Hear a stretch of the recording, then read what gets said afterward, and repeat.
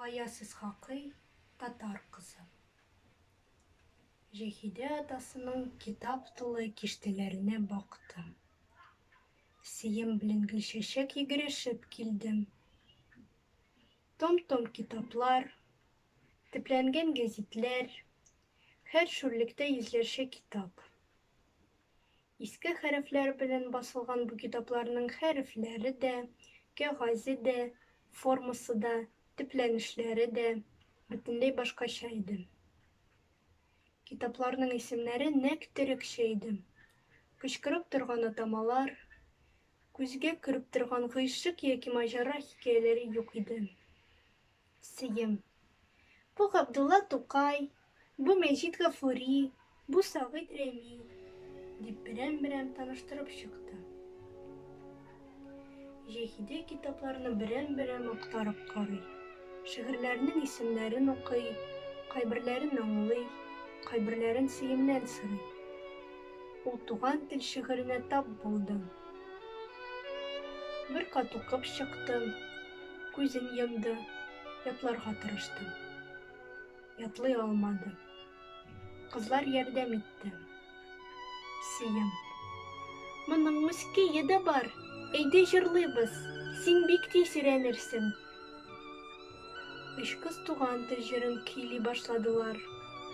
3-4 tapkır kabatlağandan soň Jehide şiirini de, keyini de otup aldım. Bu türlü şiirler ona zor kuanış getirdi. Birisi ardından ikincisini okudum. Yalgış eytilişlerini tizete, Jehide ekrinlep kitap işine kire bardı. Siyim. Bak apam, şul şiirini oku. Bu Tokay'nın ölemi özü yazgan. Әмма үлгәнең үзе күргән кебек итеп язган. Моны без яттан беләбез. Һәм кейін дә Jehide укый башлады. И мөкаддәс моңлы сазым, уйнадың син ник бик аз. Кызлар шигырьне көйгә салып укый башладылар. Jehide дә алар артыннан бер-ике тапкыр кабатлады. Кийне отып алды. Аның күңеленә сагыш инде.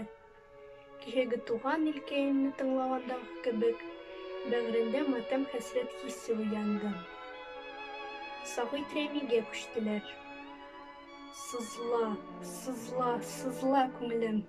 Сызла бер туктамыйча. Сызла айлар, сызла еллар. Сызла төн йокламыйча. Jehide шундук аңлады. Kızlar keyini jırlap көрсеттім. Jehide de алар артынан 5-10 kat okudu, сөйледі, tamam yatla bitirdi. Jehide şimal türeklerinin ruhundağı en nişke tamırların taptı.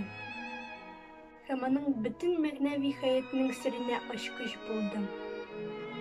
Bu şiirinin keyi hasırlarca yılağan bir halkının, hasırlarca kişirgen kaygı, hasretinin şagılışı idi.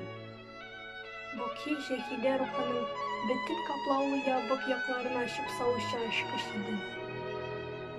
Nindi kuvvetli, nişik kudretli şair, ne halkının müzik kebek, dedi.